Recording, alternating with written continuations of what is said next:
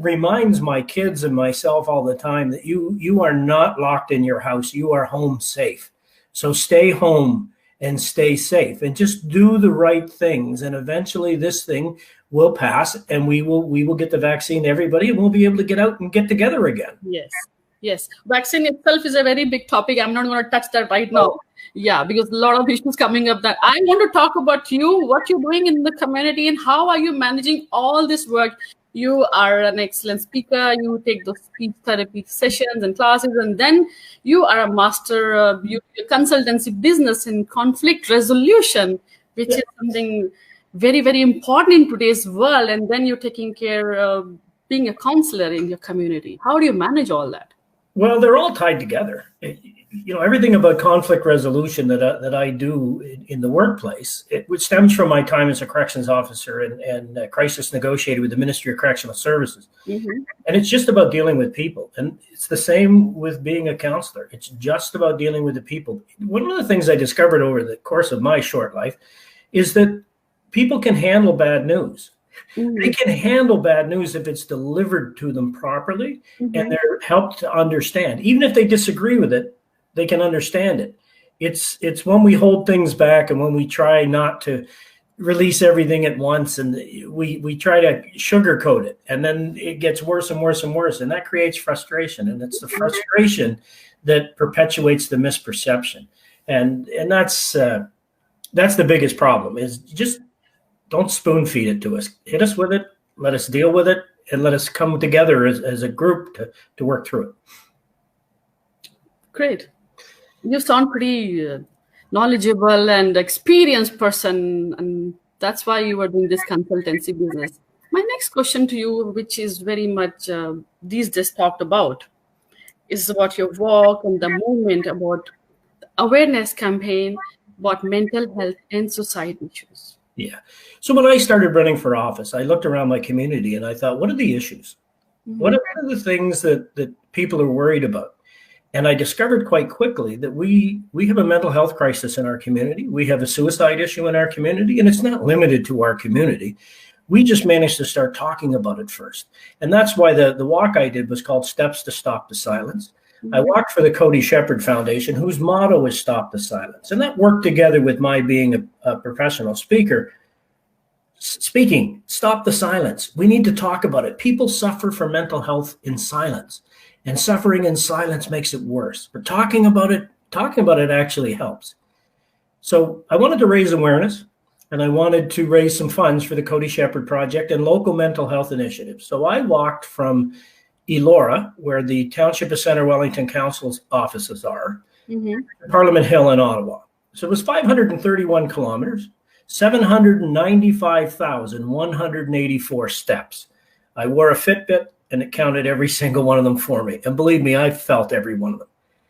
Oh. COVID made it a bit more difficult than I thought it would be. And in some ways, it made it actually easier, because there wasn't a lot of people out there that I would have to stop and talk to, because I wanted to stop and talk to people. And if it had been a regular year, I might still be out there walking and talking. But because there were so few people on the trails, there was I'd walk 8-9 hours a day, and I'd go 4, 5, 6 hours without seeing anybody. But Ekta, here's the thing. When I did see somebody, you haven't been in human contact for hours. So when you come across somebody, your heart, your very soul says, talk to them. And so I would stop and I would talk to them, and we would, a safe distance apart. And sometimes we'd wear a mask and we'd talk. And what are you doing out here? Well, I'm walking to raise awareness for suicide and mental health. And boom, that would open up a discussion. I can't tell you how many people I met who have family members or people they work with who either died by suicide or are struggling with mental health. It is a hidden pandemic. The COVID crisis is making it worse because we are a social creature. We need personal contact. As much as some people say, I'm an introvert and I'm nailing this thing, even they're starting to wane. You need personal contact. We need human interaction. And that's what makes this so difficult. Yes. And with this pandemic, I feel that once this gets over, as you said, we're going to be having another issue, that is this mental trauma, this mental stress as a pandemic. And in the middle of the pandemic, it's a pandemic. It hides underneath the surface of the COVID pandemic. Yeah. And I worry every day. I think about there are people out there in bad relationships who are locked alone with that person that is their tormentor. Yeah. And I worry about them. I worry about people who are missing their families so bad they're into a state of depression. Here's the thing. There are outlets. There are tools that we can use when we're out there. I was alone for 22 days walking in the wilderness, with the exception of my son, who dropped me off in the morning and picked me up at night. Oh, that's so sweet of him. And the only contact I had were the people that I would occasionally bump into. And there were times I did this walk. I have my right knee is titanium. I had it replaced 5 years ago. My left knee is bone on bone. It was painful. It was excruciating. And there were hundreds of times out there where I thought, that's it. It's time to call my son to come get me, and this thing is over. And the strangest things would happen.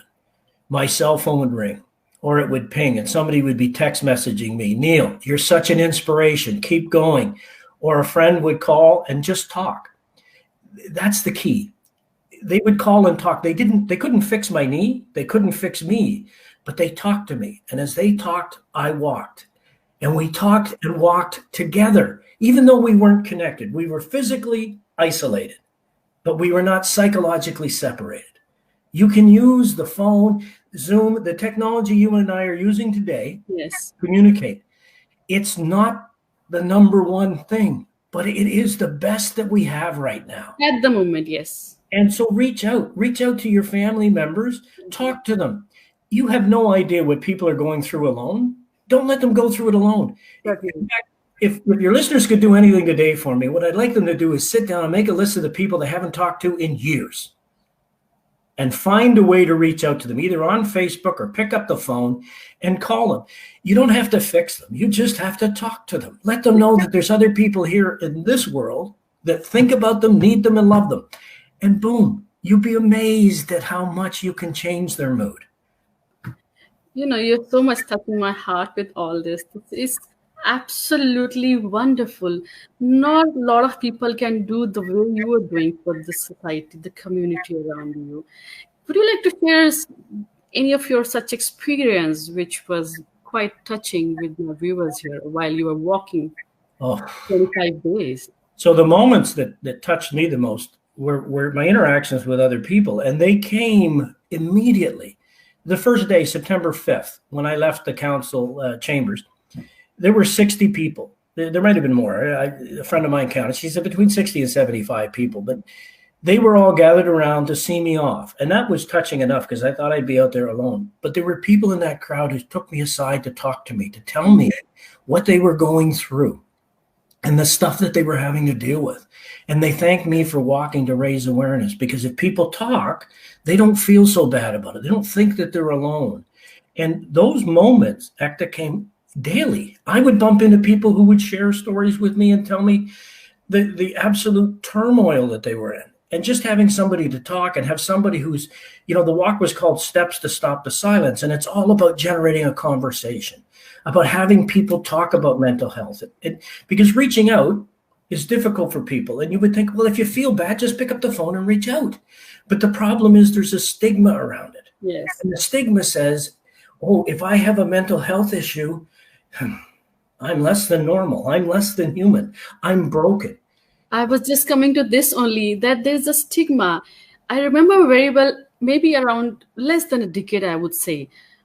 I had not even talked, I had not even heard so much about mental health and mental issues and stress.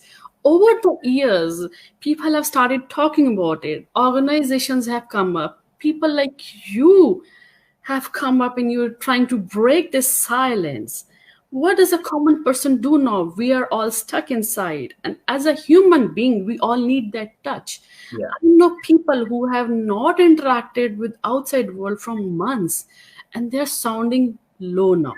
Yeah, they are. And so we have to resort to the second best techniques. But if you're in the dumps, if you think you just can't pick yourself up anymore, Google in your local area. Here in Center Wellington, there's a 1-800 number. It's here 24/7, and there are counselors available 24 hours a day, 7 days a week. You can pick them up and pick up the phone and just talk to them. They're here for you. It doesn't matter if it's 3 o'clock in the morning and you can't sleep. Pick up the phone and call them. So there's a crisis line across the Sorry, is it 24/7? Yeah, here 24/7. Okay, that's great. And they're here 24 hours a day, 7 days a week. Now, that's in Wellington County. If you Google crisis hotlines in your local area, if all your listeners, even if they're around the world in different countries, there should be mental health networks in their country. They could dial up and talk to somebody. The key is talking. You know, if I break my leg, everybody comes running and they want to sign my cast. And they say, oh, look at you, man. You broke your leg. Hey, you'll get over it. Like, you'll get physiotherapy. We'll be out playing ball again soon. But as soon as I tell them I'm depressed, or I might be suffering from schizophrenia, they don't come running in to sign the cast. They run away. And that's what the problem is. Don't run away from it. And people, they're afraid. They don't know what to say. I might say the wrong thing. Here's something I learned from the Canadian Mental Health Association when I took a Canadian mental health first aid course. And I knew this as a crisis negotiator in corrections. Ask the question. Everybody's afraid when they see somebody who's depressed to say, are you suicidal? Are you thinking of taking your own life today? Because they don't want to put the seed in their head. You see, I saw you cringe there, Ekta. Isn't it a little hard to ask somebody like that, are you suicidal? You know what? It is hard because, number one, but you don't go around asking everybody. When you're in a conversation with somebody and you see that they're depressed and they tell you how depressed they are, everybody's afraid to ask that question because they say, oh, well, if they're not thinking of suicide, and I say, are you suicidal? They go, oh, why didn't I think of that? No, it does not work that way. Ask them. And if they say yes, then you call 911 and you get them help. If they say no, then you say, okay, but you're sounding kind of really, really down in the dumps. How can I help you get help? Notice what I said there. I didn't say, how can I help you? And stop. How can I help you get help? And then you Google it and you help. You call the crisis line and give them the phone, or you have them contact the crisis line while you're on the video with them. So you know that they're reaching out to somebody. You can never put a thought of suicide in somebody's head. It's either there or it's not. And one of the things a friend of mine told me, he was afraid to ask the question because he didn't want the answer. And when his son died by suicide, he was devastated. I should have just asked him. And that's the thing.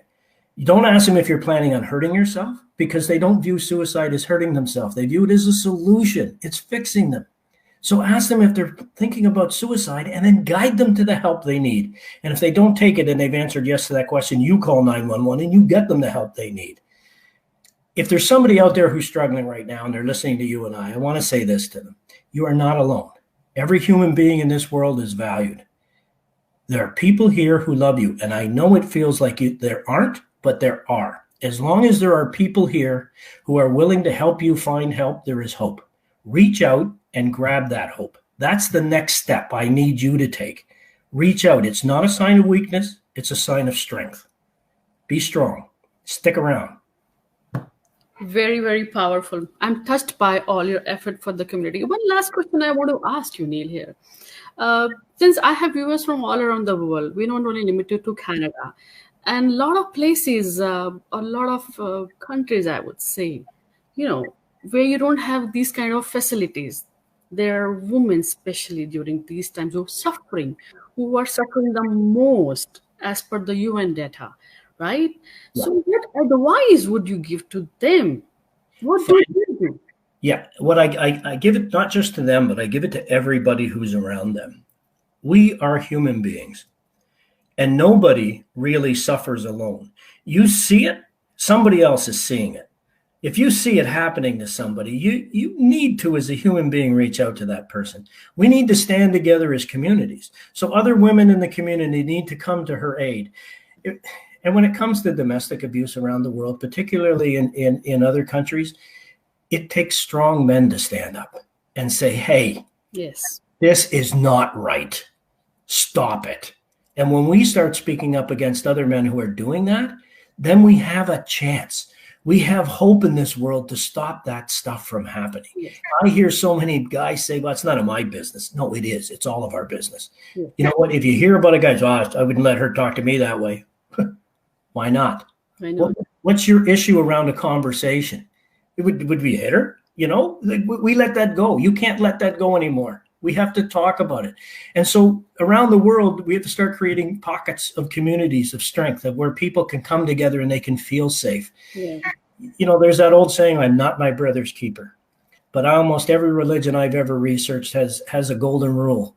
Do unto others as you would have done unto you. So why don't you think about how you want to be treated, how you would want to be helped in that situation, and start there. That's what I teach. That's called basic empathy. Put yourself in somebody else's shoes. How would you want somebody to react in this situation if you were them? And then start reacting that way. And the whole conversation starts to change. It's empathy they need, not sympathy, because empathy will lead you to help. We need more and more empathetic people like you in our society. Before I end up, sorry, I did not ask about the work you are doing for people around you as a counselor. Well, so here in this environment, you know, our council and all councils around the province continue to do the work of the day. Mm-hmm. We still have to maintain our roads. We still have to plow the roads. We still have to do things. One of the things we're doing in the township of Centre Wellington is, instead of laying off our parks and rec staff because the arenas are closed, is we're redeploying them to help out in other areas. But one of the big initiatives that I'm proud of, because I talked to the Parks and Rec people and they were on board right away, and that was, let's get open outdoor activities so that people can get outside and get fresh air. So usually we rely, now Mother Nature is not cooperating, because write this date down, because this is a Canadian who's going to tell you it's just not cold enough. We can't get outdoor rinks to sustain we need minus 10 degree weather for a good couple of weeks to get a good base of ice down. We get this freezing rain and thaw and freeze and thaw, and it ruins the outdoor rinks. But we've redeployed our staff. Instead of relying on volunteers, our Parks and Rec staff are going to create those rinks with the volunteers this year, so we can get as many out there as we can, so people can get outside and skate, so they can go outside and go snowshoeing. They're keeping the trails open. Outdoor fresh air activities are important for your mental health, and getting outside and keeping going, and knowing that your local government is here and we're still working on the things that need to be worked on and planning for the future. That's a big thing. You have to keep planning for the future, because the day we stop planning for the future, we say, hold it, time out, this is bad, we're going to stop everything. That stops hope. People think, well, this is worse than I thought it was. So we need to be out there and visible and show them that we're still carrying on the business of the community. And that's what we're doing here at Centre Wellington. Okay. If somebody is in need of anything, like we all are going through a lot of crisis in some other way. So what, as a Councillor Neil, is doing for the people, apart from giving that empathy and that hand and passionate talk? Like, are you running some kind of food banks or service? Oh, yeah, our community is shelters, homeless people. That's what I wanted to actually highlight here. So one of the things that in our township, in the township of Centre Wellington, and I know they're throughout all of the GTA area, there are food banks, there are social assistance programs, there are people helping feed people. I think almost every church group has put together a package. It's different. We used to be able to say, hey, let's open up the churches and have a meal. Yeah. And we would cook and bring people in. Now they're giving out bag lunches, or they're giving out donations, gift cards to local restaurants, to fast food outlets, that they can go and they can find something to eat there. Our food bank is probably the busiest it's ever been. And it's very important. I mean, God bless those volunteers. I say that to them every time I see them. They are the backbone of our community. They are here feeding people, looking after people. And they've highlighted the fact that we need to donate differently, because it's cooking and stuff that's hard for some people. If you can't afford food, you don't have the money for the electricity and the stove. So we have to find different ways to feed some of these people. And those are the crises that we're dealing with now, and the things that the local volunteers are working at, and the food bank and all the local churches. And I look around our community and I think about how blessed we are, because we are a small community of 28,000. But we probably have 10,000 volunteers that are just out there helping everybody at every turn. Awesome. That was fantastic. It was wonderful talking to you, Neil, here. Thank you so much for coming on my show. And please keep on doing your wonderful work in the community. You are a star, and I would like to see what more you're coming up in future with? Oh, well, thank you. It was a pleasure being here. And I see your next guest is Svetlana. You tell her I said good morning and hello. Sure, definitely. All right. Have a lovely Sunday. Bye-bye. All right. Thank you. Bye-bye. Team of IWP. What's this IWP? You're all the time talking about networking. Yes, I mean, we believe in power of networking. Networking helps us all to grow personally and professionally. And that's what we do in Canada. In order to get ahead with your career or business, you have to network, because the form of marketing today, and it's always used to be in Canada and in business in general, is relationship marketing. Mm-hmm. It's who you know. So open your heart. That's why it's an opportunity for immigrants, this country, right? Most of the people come here from other parts of the world. How do we get ahead here? As by asking for help, but building relationship with people, which is basic form of life. Build relationship, provide value. That's a formula for business. Build relationship for anything. You want better husband, build relationship, go network. They're out there sitting at home, they won't knock at your door. Not opportunities, not clients. You have to get there. That's why we love Canada. Beautiful place where you can smile, show your leadership, do the homework, and that's it. And people, they come to you, they say, how can I be of help? And that's what networking is all about, right? So because mentors, senior level leaders, they watch you, they look at what actually you do, not what you say, what you do. So you see people moving, doing, networking. Okay, here's my show. I know you can talk a lot and endless on networking. My next question to you now is, COVID-19 has taught all of us a lot of lessons, and our society needs empathy, help, contributions, and efforts from people and organizations. So how, along with you hosting network events, what other ways are you helping society? So we do networking events on wellness. We do wellness summits now each and every second month, where we have leaders educating people on alternative modalities and the way to work on your body for healing purposes, for proactive measures to boost your immune system, to meditate, to do certain things that exist in the world that help us not to be sick. It's a group, our group is, we are proactive thinkers for wealth, for health, and those are our steps. We do monthly, part of the wellness team, we do monthly mental health events. And they are very positivity driven. So they're leaders who specialize in really positive leadership, but they are healers, they're doctors, but that they lead with that power of positivity and helping people to develop certain habits to look at as a challenge as a solution, right? And a focus, because we have a lot of to be grateful for. Yes, we live in tough times, but again, tough times, that's how you look at it.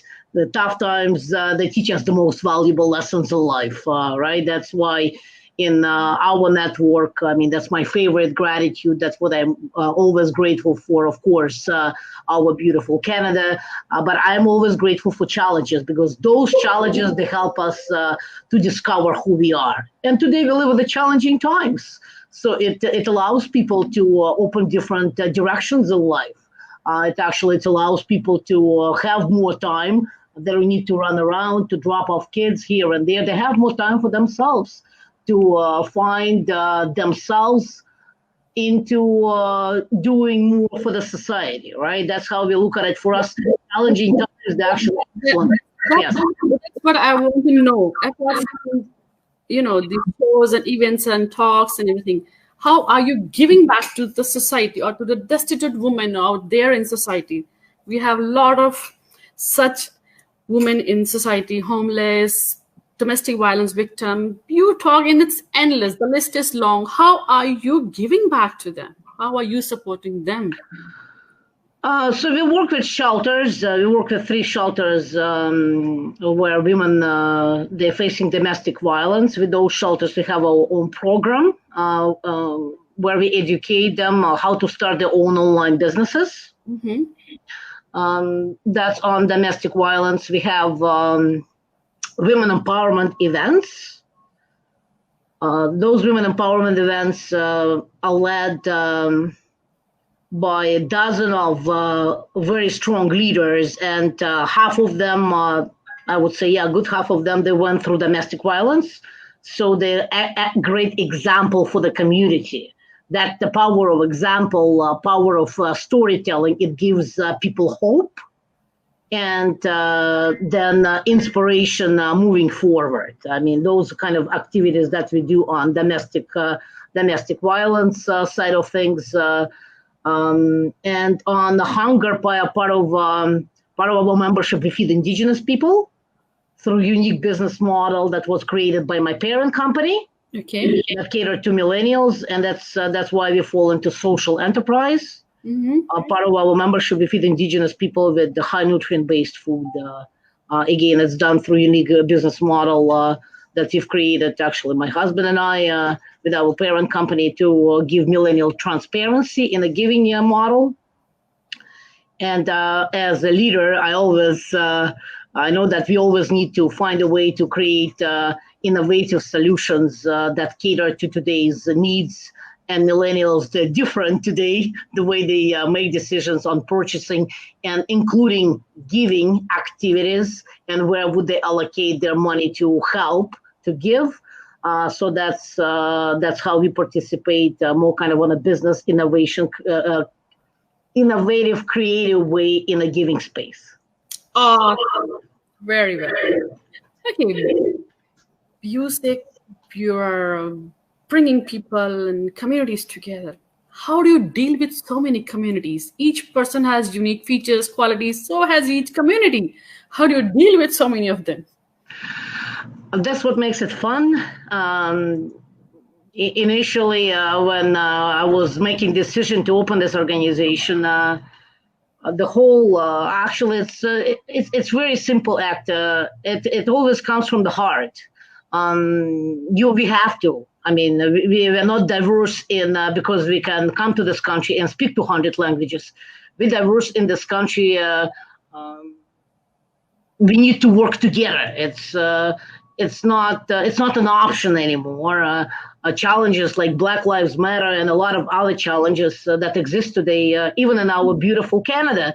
I mean, it shouldn't. If we all work together, if our cards will be closer to each other, then you'll see that whatever you black, white, Arab, it doesn't really matter, right? But you need to touch. You need to be engaged. You need to do something with those people. So that's why I'm an immigrant. I came to this country like anybody, like any other immigrants. And I didn't really see. I became Canadian right away because I ingrained myself in a society. I start speaking English. I live downtown Toronto. I moved from the Russianville to downtown Toronto. That's how I became Canadian. That's how I excelled, right? So when it was 20 years later, when it was the time to open a nonprofit and do something impact related, it was, first of all, it's a form of marketing. You have to, global economy, but you have to, as a society, to be together with other people.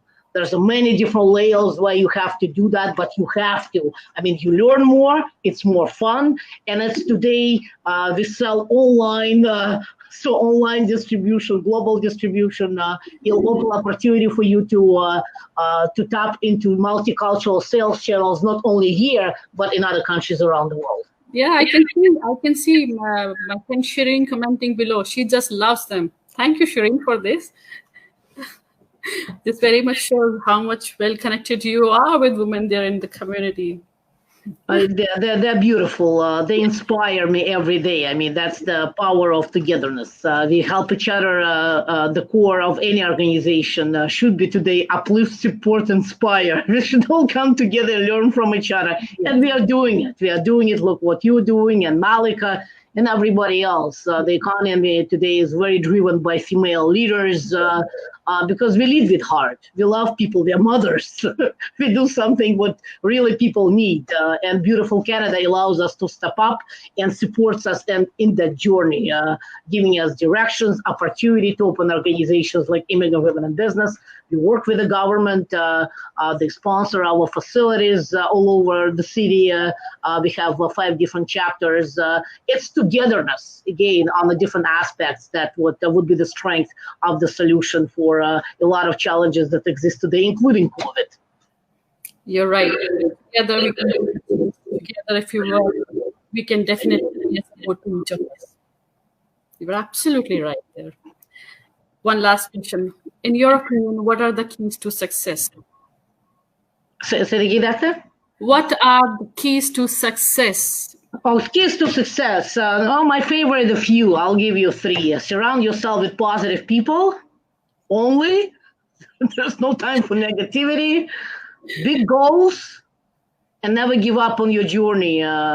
Put that hat on anything that you want to accomplish. You have to work hard. And if you put that never giving up attitude and enter this world that you're here to make a lot of mistakes, and those mistakes would be the most valuable revenue lessons for you, right? So make those mistakes, start today, and to never give up on your dreams. Canada is that country that would reward you enormously for your efforts and lead with the heart always. Absolutely. I completely agree with you. Canada is a country which gives you opportunities and you learn a lot from your mistakes. That was Svetlana Ratnova, wonderful woman, full of energy and great to talk to. Thank you so much. It was a pleasure to have you here. Thank you, Ekta. So sorry, tell me again, what was the last question? I said it was a pleasure to have you here. Pleasure was mine. Thank you for your leadership. Thank you for the support of the community. I mean, those things are important. This is what important. Thank you. Lots of love to you.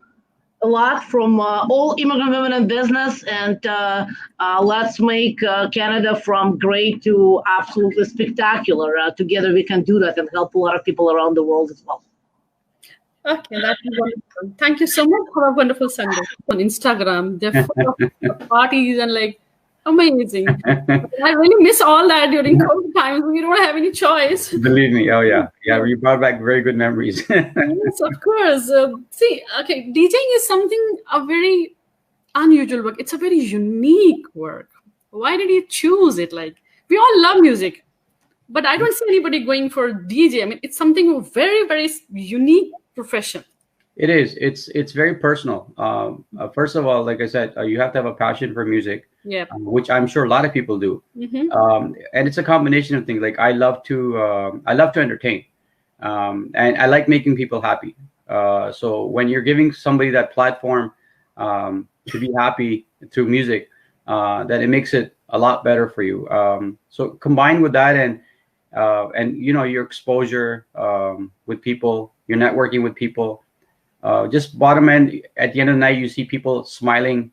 You've taken them away for that 3 to 4 hours, away from the world's worries, and giving them that environment where they're worry free, they're relaxed, they're themselves, they're enjoying themselves, and they're happy. That's my motivating factor that kept me going. Initially when I started, I got great feedback. Oh, you're doing great. We love this. We love that, and I built on it, and I just kept on going. A great music can take you to a different world. You forget all your stress and worries. Correct. Yeah. That's something music does. Absolutely. Okay. COVID-19 has affected all of us. Yes. And the entertainment industry has been hit badly too. Yes. How has that affected you? Well, it has affected me, of course, financially, because there is a lack of work globally. Our events consisted of weddings, birthdays, anniversaries, loris, Diwali parties, anything to do with, we need reasons to celebrate. So I was, doing 120 events a year for the past 20 years. And with my team, we're doing over 300 events. So quite busy, consistent. That's a lot. yeah. And then as soon as COVID hits, yes, financially it hit us, but most importantly, it hit a lot of people mentally, because like I said, we discussed how people listen to music and they, are in a different world when they're at a nice place where they're playing good music.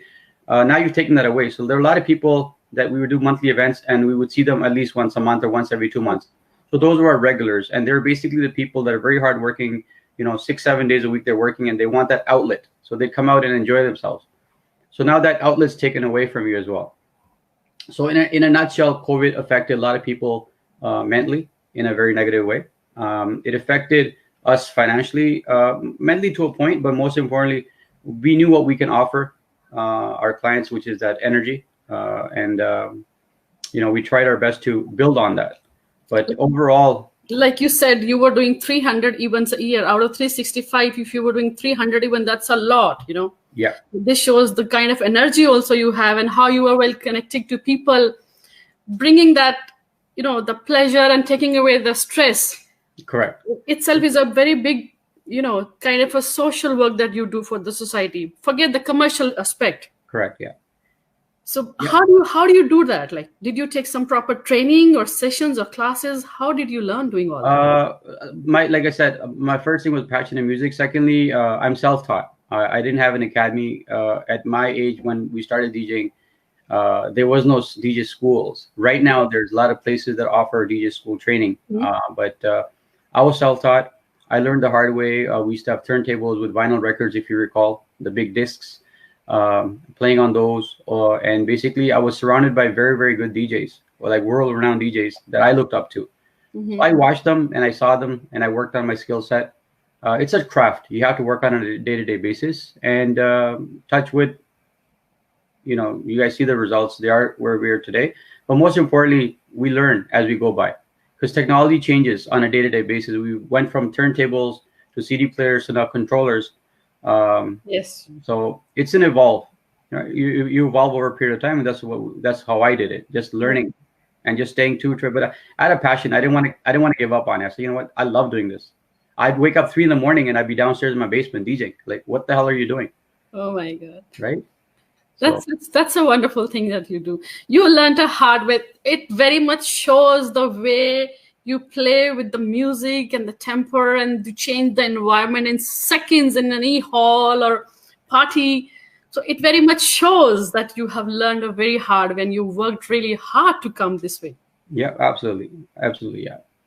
Any message for the youth, because you're one who's very much connected to the youth because of the work you do?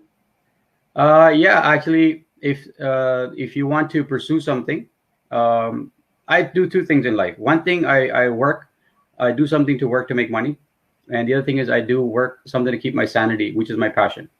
So keep both things simultaneously. Do what you have to do to earn a living, and do another thing that keeps you sane. And music keeps me sane. So that's my advice to anybody who's listening or watching out there. Don't restrict yourself to only one thing. Expand your horizons. Experiment. See what works for you.